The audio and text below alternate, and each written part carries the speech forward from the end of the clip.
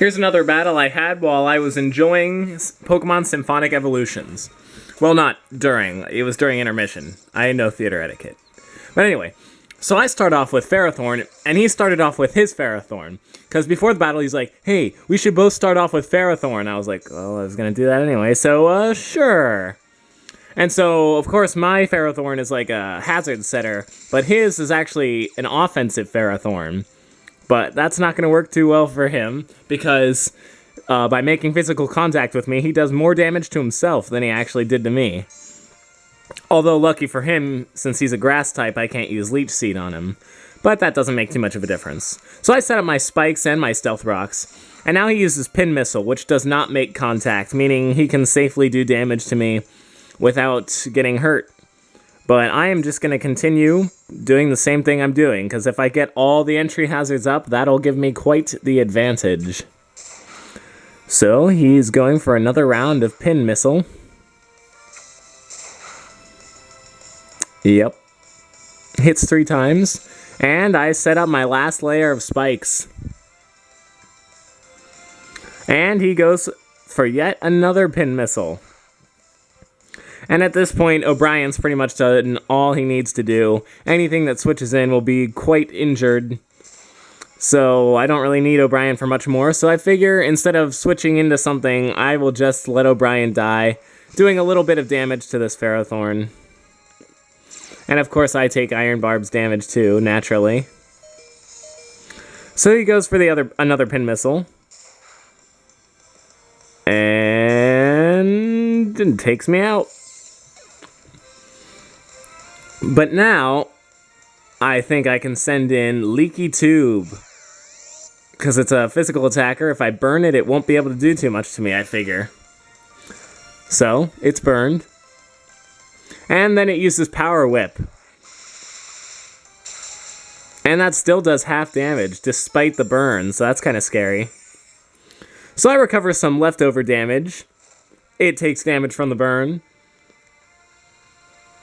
And I use Protect, just so I can get a little bit more HP, as he loses a little bit more HP, you know, might as well. So that exact thing happens. Leftovers and burn damage.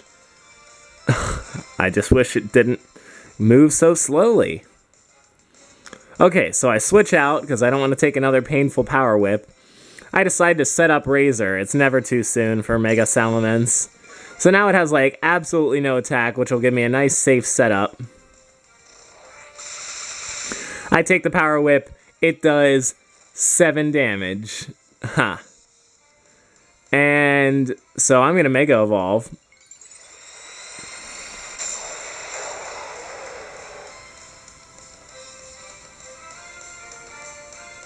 And use Dragon Dance to set up my sweep.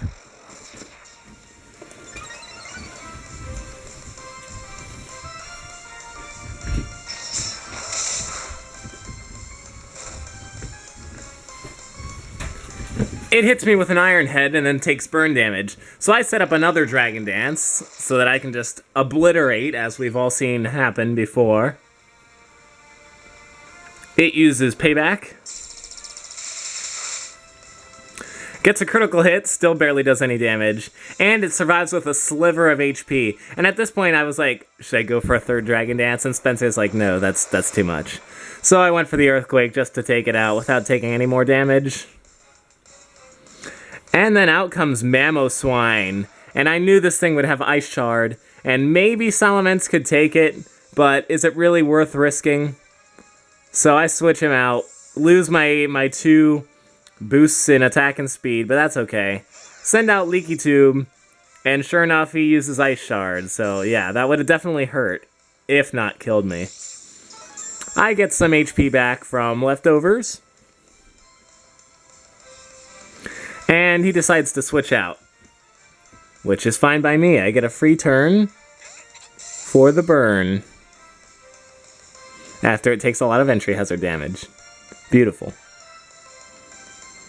So I'm not sure if this thing has dry skin or not, and if it does, it like totally walls me, because the only other attacking move I have is Thunderbolt, which is resisted, obviously.